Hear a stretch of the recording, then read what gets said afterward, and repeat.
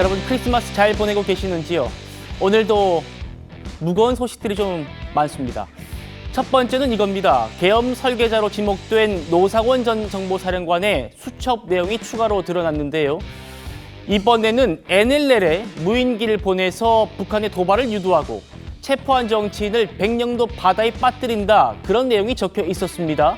준비한 화면 먼저 만나보시죠. 이 양반의 수첩에서 정치인, 언론인, 종교인 등에 대해서 수거 대상이다라고 이야기를 하셨는데요. 사살이라는 표현이 있었습니다. 지금 말씀하시는 게 네. 거의 뭐 저희가 조사한 사실이 거 부합한다라고 보면 되겠죠. 부합합니다. 예.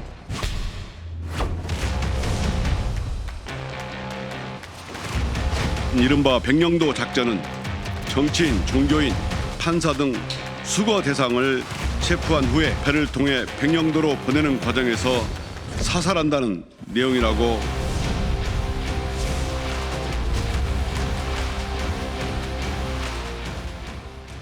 일부 언론에선 이걸 무슨 백령도 작전이라고 명명도 했던데 저희가 확인한 바로는 언론사가 붙인 이름 같습니다. 이 노상원 씨의 수첩에 백령도 작전 그런 표현은 없다고 합니다. 저희 정치단은 기자들이 직접 확인한 신뢰도 높은 정보만을 가감없이 전해드리겠습니다. 보시죠. 자, 안산보살의 혹시 작전 계획이라고 제목을 붙여봤는데요. 이런 내용이 있다는 건 확인이 됐습니다. 무인기를 띄운다. 북한의 포격을 유도한다. 그러면 우리 군이 백령도에서 반격한다. 이현종 의원님. 네. 일단 안산보살 노상원 씨가 이런 작전 계획을 구상했던 것 같아요. 그런데 NLL로 무인기를 띄워서 북한의 포격 유도하고 우리 군이 반격한다. 이런 표현이 있습니다만 실제로 일어나진 않았습니다. 네. 일단 노상원 씨의 어떤 지위부터 먼저 점검을 하면 노상원 씨는 일단 예비역입니다. 그렇지만 김용현 전 국방부 장관과 꽤 오래전부터 친분이 있었고 이번에 어떤 계엄 계획을 실질적으로 어떤 면에서 짰던 그런 역할을 했던 거 아니겠습니까? 그렇기 때문에 이제 이 수첩 한 70쪽 정도 되는 수첩에서 난 내용이 상당히 좀 신빙성이 일단 있다라는 측면은 있을 겁니다. 그리고 예전에 이 777 부대장을 했어요. 이 777 부대라는 건 대북 감청 부대입니다. 그만큼 이제 대북 감청을 하면서 연평도라든지 이런 NLL 부근의 상황에 대해서 꽤 아마 익숙하리라고 저는 생각이 듭니다. 근데 문제는 이제 여기 무인기를 띄우고 북한의 포격을 유도하고 군의 백령도에 반격한다. 뭐 이런 계획이었던 것 같은데 예. 우선 지난 10월 달에 북한 평양상공에 세 차례에 걸쳐서 일단 무인기가 띄워졌지 않습니까? 물론 우리 국방부에서는 처음에는 아니다고 이야기를 했다가 김용현 장관은 NCND를 했죠. 그렇죠. 즉 인정도 시인도 하지 않았습니다. 근데 과연 그러면 이 무인기를 누가 띄웠는가에 대한 일단 문제, 요거 한번 점검해야 될 것 같고요.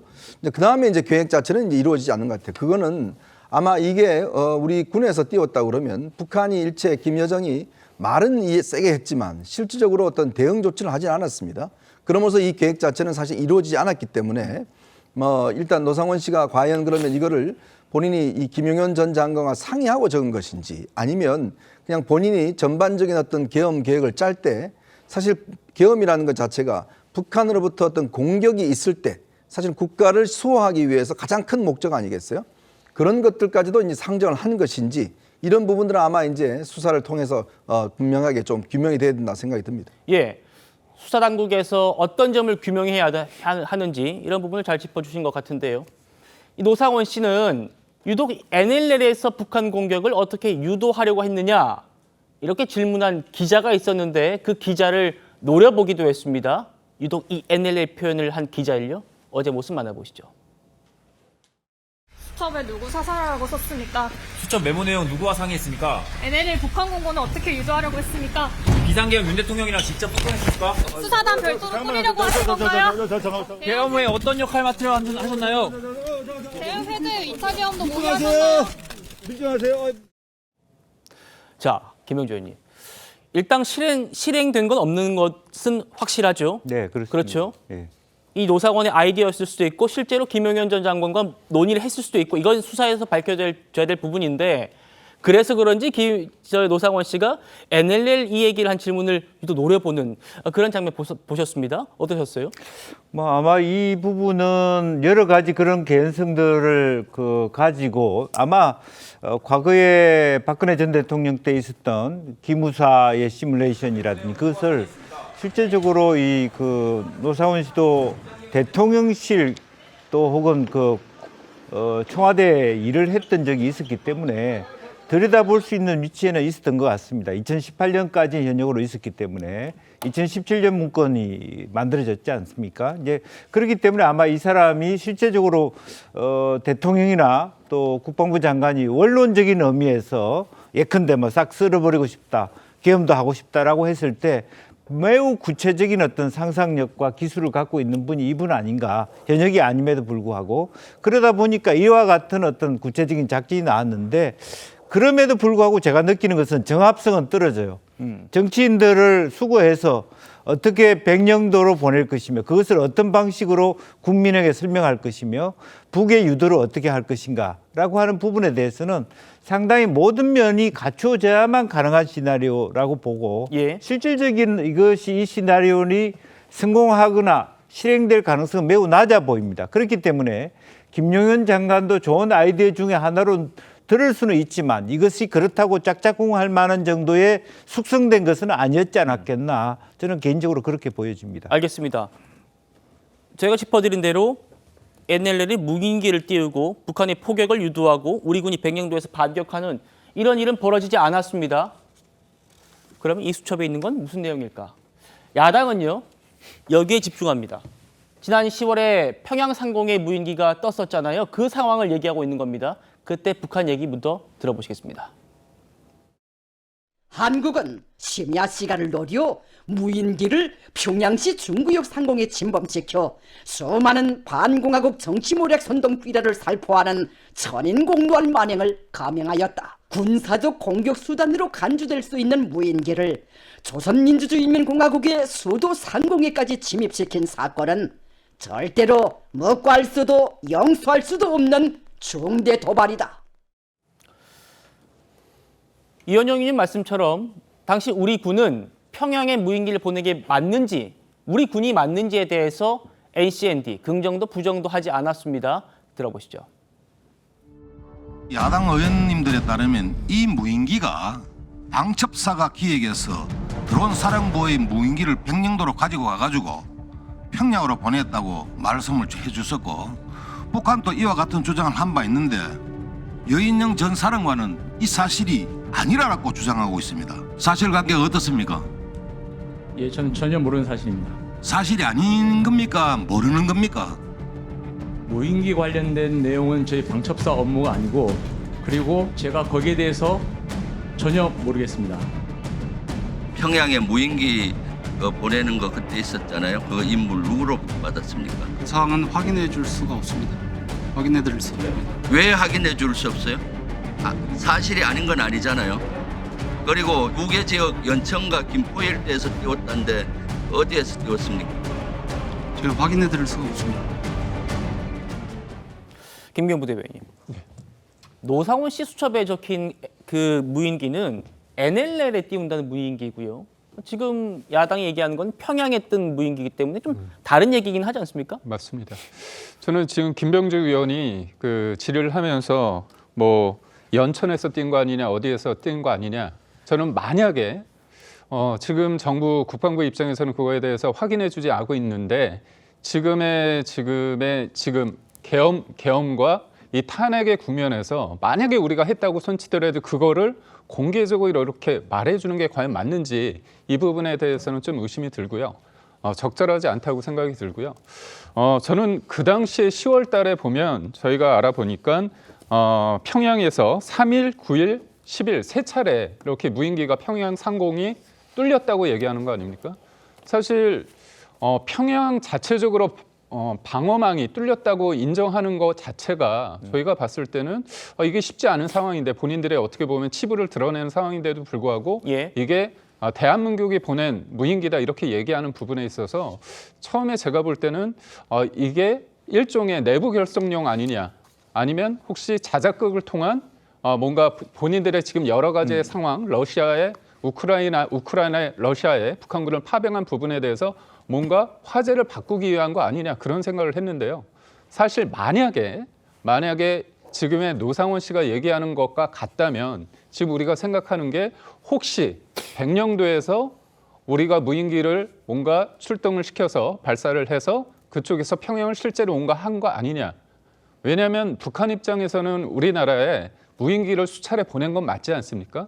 그래서 윤석열 정부 들어서 드론 부대가 창설이 됐습니다. 예. 그래서 내부적으로는 그다음에 국군에서는 비례성 원칙에 대해서 우리가 계속 무인기가 만약에 북한이 도발이 되면 우리도 비례적으로 평양까지 한번 보내야 되는 거 아니냐 그런 얘기가 나온 적도 있거든요. 그런데 그때 상황은 뭔가 전단지까지 뿌렸다. 그리고 그 당시에 북한에서의 입장에서 볼 때는 오히려 몰래 간 게 아니라 소음이 굉장히 크게 나는 무인기를 사용했다. 그래서 일부러 뭔가 포착이 되게끔 하기 위한 어떤 수단 아니었느냐 이런 얘기가 나오고 있지 않습니까? 그렇다면 그때 상황이 뭔가를 도발하기 위한 그런 거 아니냐 그런 예. 쪽으로 연결될 수 있는 여지가 있기 때문에 야당 쪽에서는 이 부분에 대해서 굉장히 주시하고 있는 것 같습니다. 알겠습니다. 수사를 통해 밝혀져야 될 부분입니다. 계속해서 살펴보죠. 수첩에 적힌 두 번째 내용 이겁니다. 정치인을 아마 앞에 이제 체포한 정치인 이렇게 좀 있겠죠. 체포한 정치인을 백령도 가는 배에 태워서 물에 빠뜨린다. 이승훈 변호사님.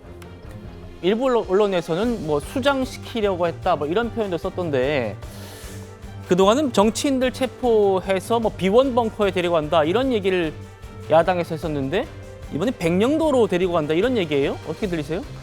그러니까 뭐 계획을 짜는 단계에서 여러 가지 안들이 있었을 것 같아요. 정치인을 체포한 이후에 비원 벙커로 데려가서 수사를 한다. 뭐 포고령 위반으로 이런 계획이 있었을 것 같고요. 또 하나는 어차피 수사를 하더라도 또 밖으로 나갈 수 있기 때문에 결과적으로는 백령도로 가는 배에 태워서 물에 빠뜨려서 수장시킨다거나 또는 북한의 오인 사격이라든가 사격을 유발한다거나 여러 가지 안들이 있을 건데 그중에 하나를 노상원 씨가 수첩에 적어놓는 거 아닌가 이런 생각이 들고요. 그렇기 때문에 결국에는 윤석열 대통령이 자신의 어떤 정치적 위기를 타개하기 위해서 북한을 활용하려고 하는 북풍 전략을 많이 세웠던 것 같아요.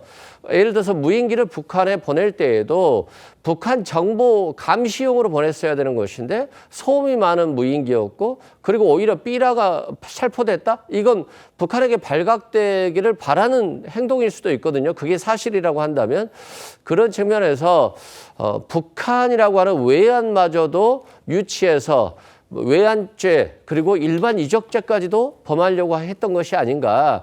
그러니까 이게 무속으로 시작해서 무속으로 끝난 정부가 될 정도로 심각한 상태의 정부였다는 것을 국민들이 좀 이해할 수 있는 대목이 아닌가 싶습니다. 예, 갑자기 또 무속으로 이어져서요. 그 부분 잠시 뒤에 짚어드릴 겁니다. 일단 이승훈 변호사님, 그 무인기는에 대해서는 우리 군이 보냈다라는 사실 인정하지는 않고 NCND를 하고 있다는 점을 짚어드리고요. 김영주 의원님. 네. 어쨌든 결국 이것도 뭐 우리 체포한 정치인들을 북한이 공격해서 좀 사망했다 뭐 이런 취지로 또 해석이 됩니다. 네.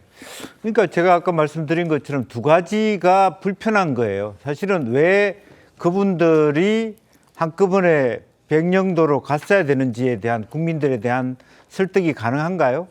그리고 또 그 과정에서 북한이 거기에 대한 응전을 해줘야 된다라고 하는 두 가지가 맞아떨어야 되는데 매우 거칠은 부분이 있다 그렇게 생각이 들고요. 결과적으로는 뭐 차라리 뭐 대통령이 말씀하셨지만 일정 시간 동안에 뭐 파주 시민회관이든 뭐 비원 뱅크든 어디든 구금하는 건 괜찮지만 완전히 수장을 시킨다? 그것이 실제적으로 국민들이 납득할 수 있는 수준인가요? 저는 그리고 그분들이 예를 들어서 뭐 어떤 그야말로 국가보안법 위반이라든지 명백한 간첩이라든지 뭐 전체적으로 내란 선동자라든지 명백한 증거나 정황이 있다 그러면 그런 상태에서 그 사람을 격리시키기 위해서 가는 과정에서 이런 사건이 있었다.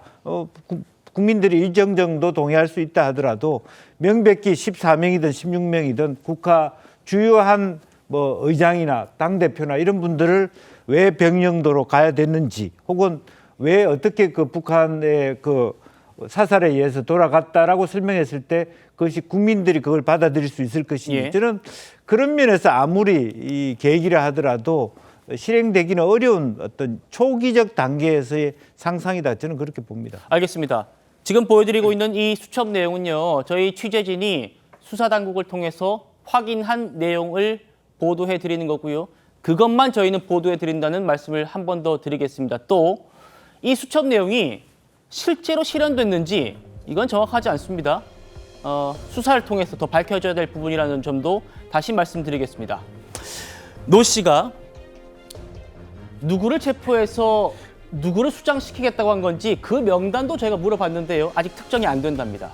다만 이 한 사람 이름은 확실하게 있었답니다. 수거 대상, 사살, 이성윤 민주당 의원. 아시는 것처럼 윤석열 대통령이 검찰 재직 시절에 마찰을 빚었던 분이죠. 이 이성윤 의원이요. 이 보도가 나간 뒤에 즉각 반발했습니다. 들어보시죠.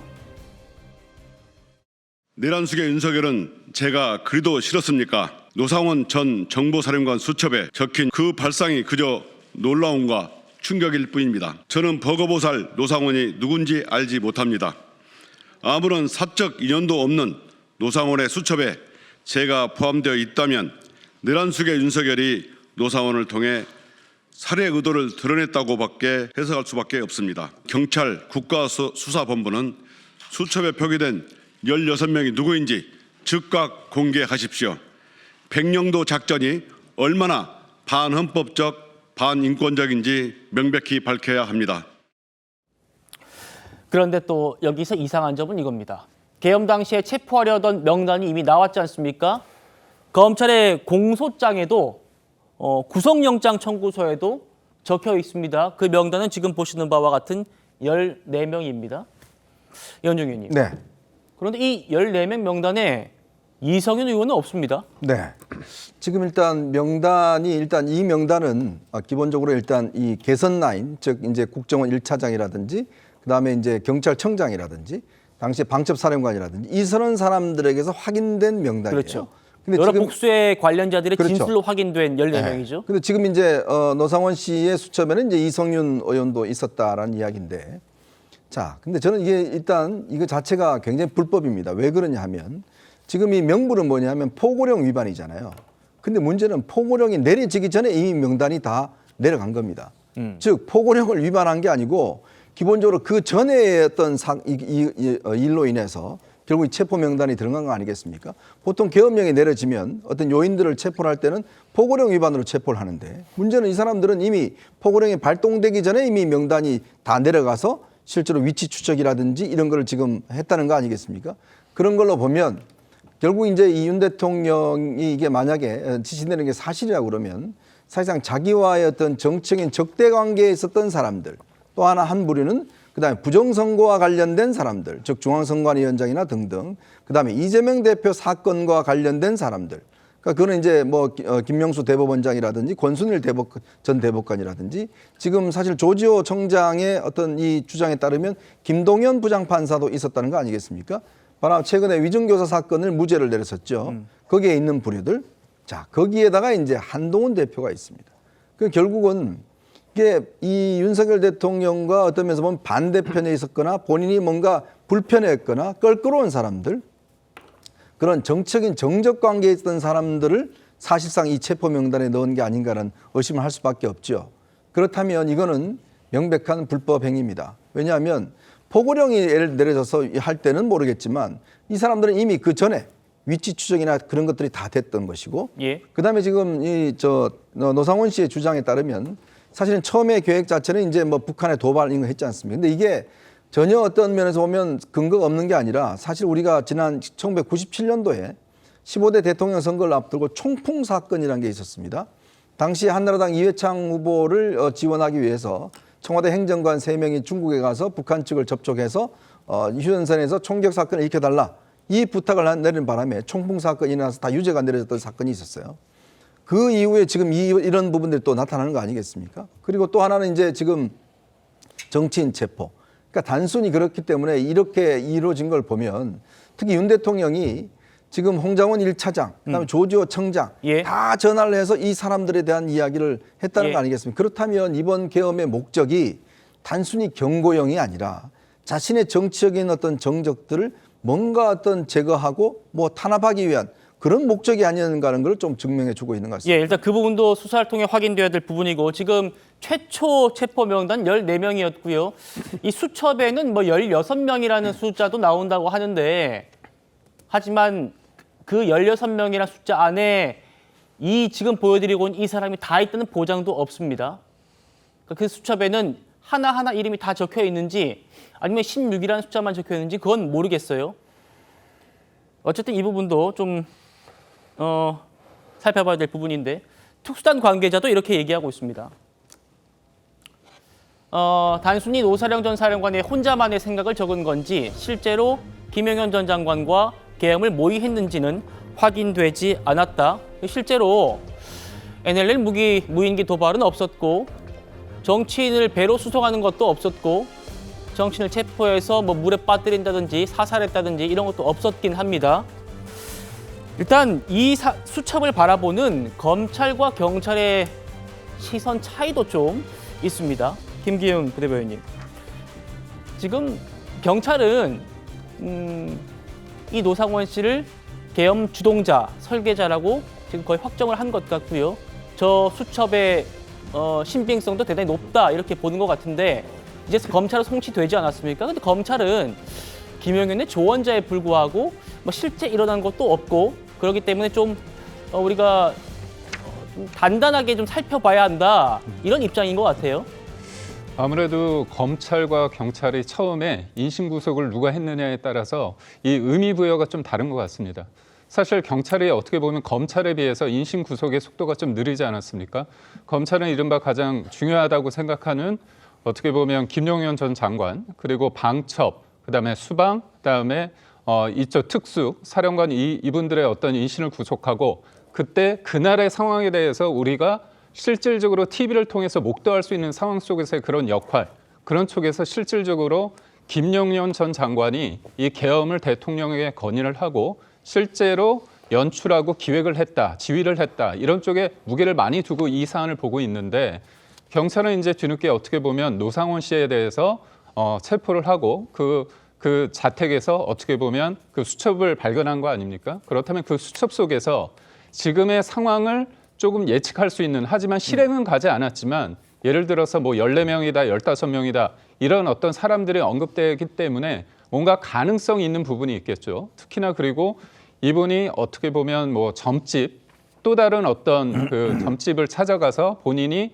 여러 가지 얘기를 하면서 중요한 일이기 때문에 이런 거에 대해서 김영훈 전 장관이 나를 배신하지 않을까. 그리고 여타 사람들에 대해서 이 사람들의 어떤 사주팔자를 통해서 같이 할 수 있는 사람인지 이런 일련의 상황을 통해서 언론이나 국민들이 봤을 때는 실질적으로 이 사람이 뭔가 했구나.